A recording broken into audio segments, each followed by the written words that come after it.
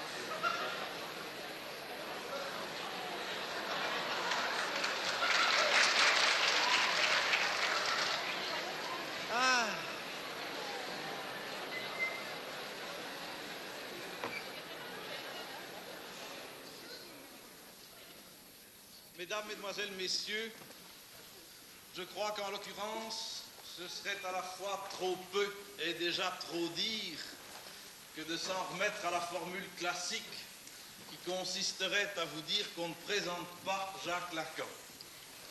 On le présente d'autant moins en l'occurrence que, comme vous avez pu voir, il a choisi, selon son style, tout à fait justement, comme on l'a vu sur les affiches, de parler sans déterminer d'avance, c'est-à-dire sans limiter d'avance son sujet et la manière, soit monologuante, soit dialogante, qu'il allait utiliser pour le traiter.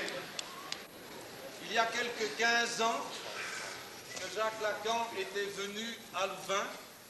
Il avait parlé à l'époque dans une salle beaucoup plus petite et moins remplie à l'Institut supérieur de philosophie.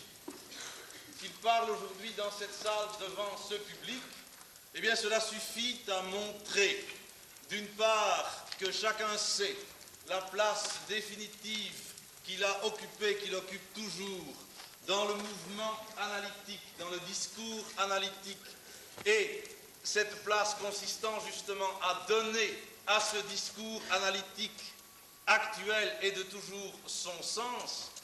Cela suffit aussi, cher monsieur, à attester combien l'auditoire louvaniste était désireux de vous entendre.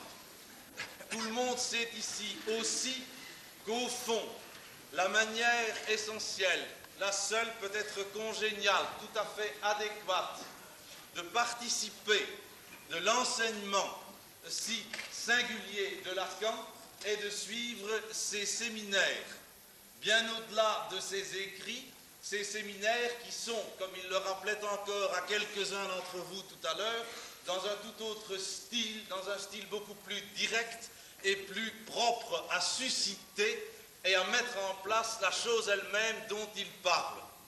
C'est pourquoi, justement, nous savions tous que nous aurions aujourd'hui un très grand privilège, celui de l'entendre plutôt que de devoir le lire, et c'est dans l'horizon de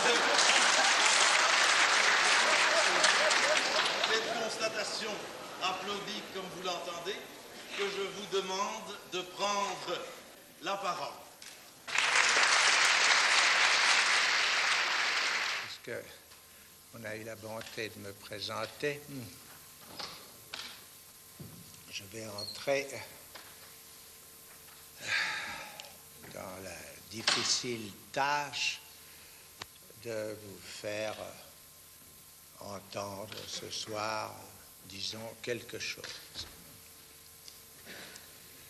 Je serais reconnaissant aux personnes qui sont à la périphérie de me signaler la façon qui leur conviendra, si on m'entend bien. Comme je n'aime pas énormément cette sorte d'ustensile, je l'ai mis sous ma cravate, mais si par hasard ça fait un obstacle, ayez la gentillesse de me le dire. On entend? On n'entend pas.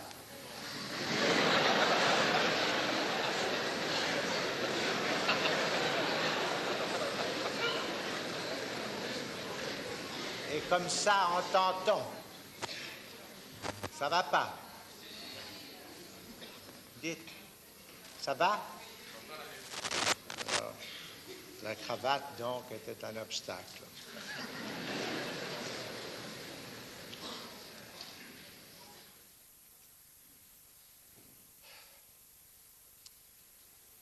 J'ai pris comme ça quelques notes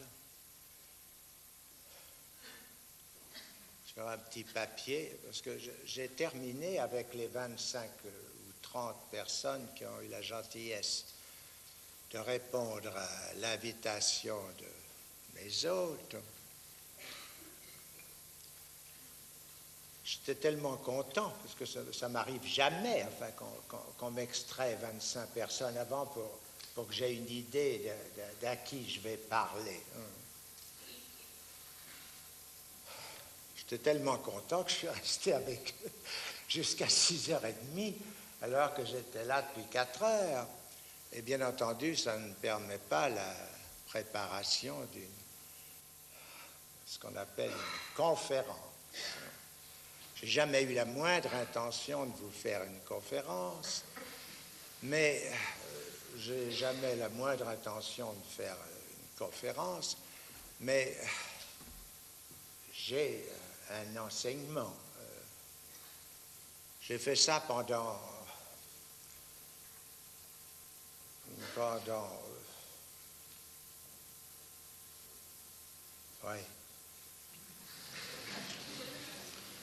très longtemps, enfin, j'ai fait ça pendant 17 ans. Les questions, comme je leur ai dit, m'intéressent beaucoup. M'intéressent beaucoup en ceci que toute question ne se fonde jamais que sur une réponse. C'est certain. On ne se pose de questions que là où on a déjà la réponse.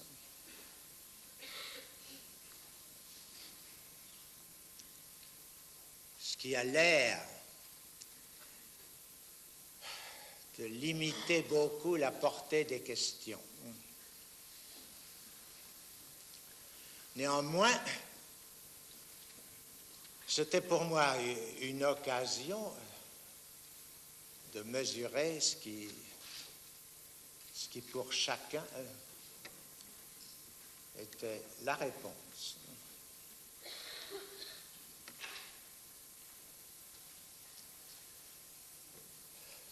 Évidemment, les réponses diffèrent pour chacun.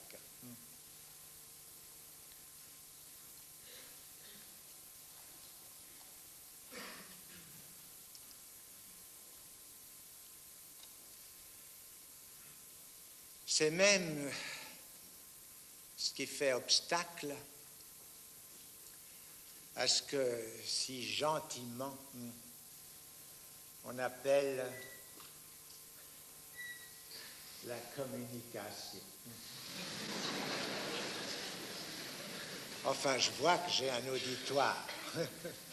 La communication, voilà des gens sympathiques. La communication, ça fait rire. Eh bien, c'est pour moi un très vif encouragement. Enfin, si vous en êtes déjà là,